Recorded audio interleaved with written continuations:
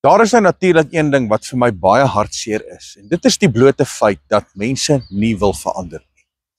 Mense wil nie verander nie. Jy kan vir hulle die waarheid gee, jy kan vir hulle skrifte gee uit die woord uit, jy kan vir hulle die totale woord gee, jy kan 'n teaching bring, en jy kan vir ure besig wees, maar mense wil nie verander nie. Dis hartseer. Dis hartseer dat mense nie die waarheid wil sien nie, en dat hulle ook nie wil verander nie. Maar weet jy wat is baie belangrik?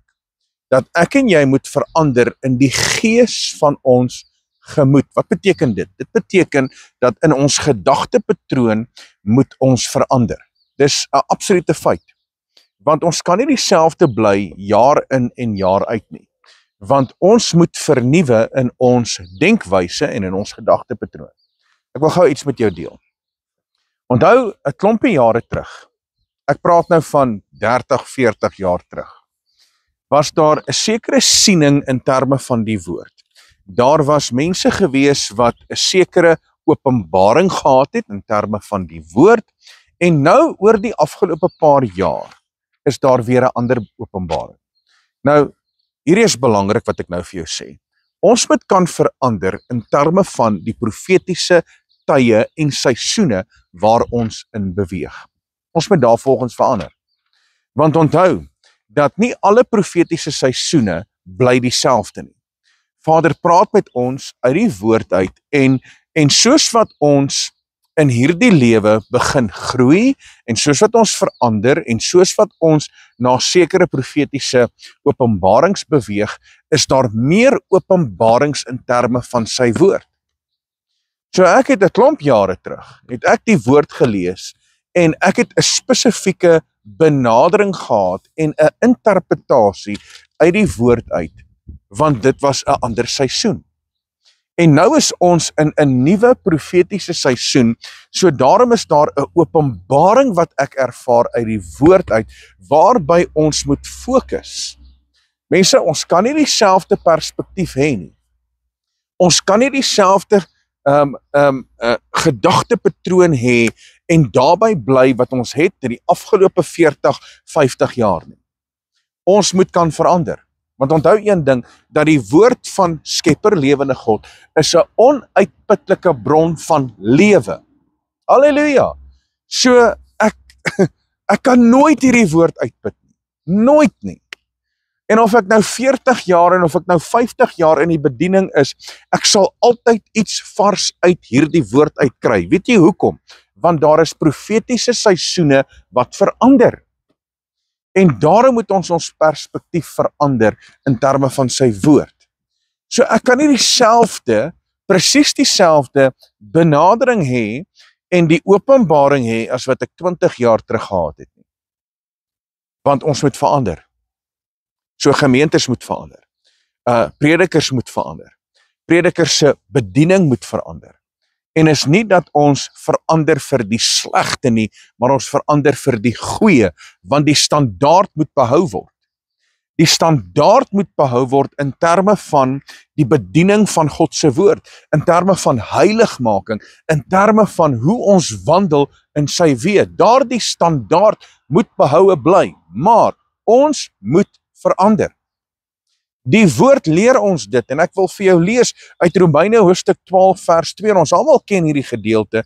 Hy sê, en word nie aan hierdie wêreld gelykvormig nie.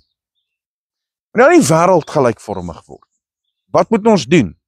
Maar word verander deur die vernuwing van julle gemoed. So daar moet 'n verandering plaasvind in my gedagtepatroon, in my sielsdimensie, moet daar 'n verandering plaasvind, maar dit gaan baie dieper as dit. Want die woord is baie duidelik dat ons kan nie nuwe wyn by ou leersakke insit nie. Want as ons nuwe wyn in ou leersakke insit, dan bars daai ou leersakke. So wat moet verander? Want Vader gaan elke profetiese seisoen gee hy nuwe wyn. Inteendeel, hy gee op 'n daaglikse basis, gee hy vir ons nuwe wyn. Wat is nuwe wyn? Dis tyros. dis tiros. Nuwe wyn beteken tiros. Dis dieselfde wat hy vir die bruilof, wat hy die water in wyn verander het, dit was nuwe wyn, dit was tiros. So om te sê dat Yeshua het water in wyn verander, daarom kan ek drink, is dis absurd om so uitlating te maak, want dit was nuwe wyn. Wat is nuwe wyn? Vars uitgedrukte, suiwer druiwesap wat nie gegis het nie. Dis tiros. Dis nuwe wyn. So Vader wil vars in jou lewe kom uitdruk uit sy woord uit. Wil hy in jou lewe kom gee nuwe wyn, maar jy's nie gereed daarvoor nie, want jy dra die ou leersakke. Jy dra die ou wynsakke.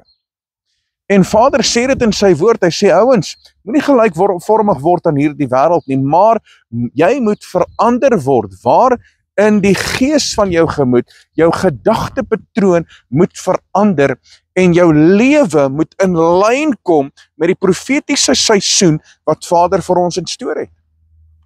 So ek kan nie dieselfde interpretasie hê van 40 jaar terug oor die woord nie. Ek kan nie, want Vader gee nuwe wyn.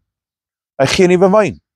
Ek meen, hy sê dit tog in die boek van Jeremia 33 vers 3, hy sê, roep my aan, en ek sal aan jou kom openbaar, groot en ondeurgrondelike dinge, wat jy nie weet nie. So dit beteken, met betrekking tot die woord, ons weet nie alles nie. Ons weet nie alles nie.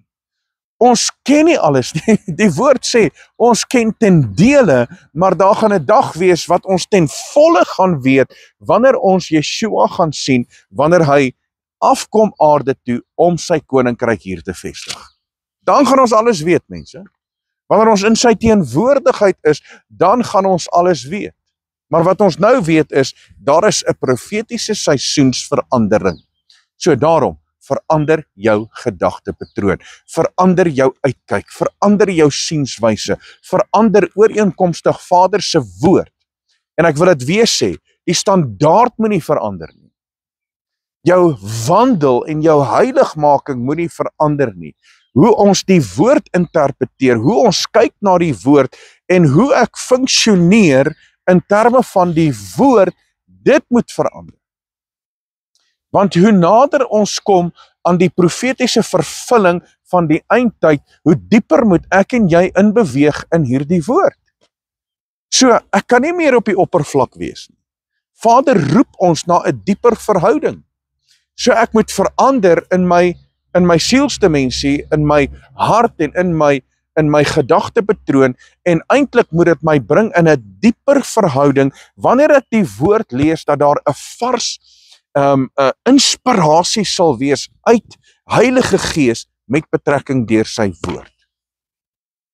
So ek wil jou vandag inspireer deur hierdie boodskap, en ek wil jou bemoedig om in steede daarvan om betrokke te wees met wat in hierdie wêreld aangaan. En daarom sê die woord, hy sê moenie gelykvormig word aan hierdie wêreld nie.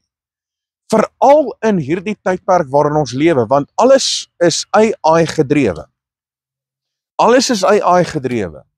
En alles loop na 'n een wêreldstelsel.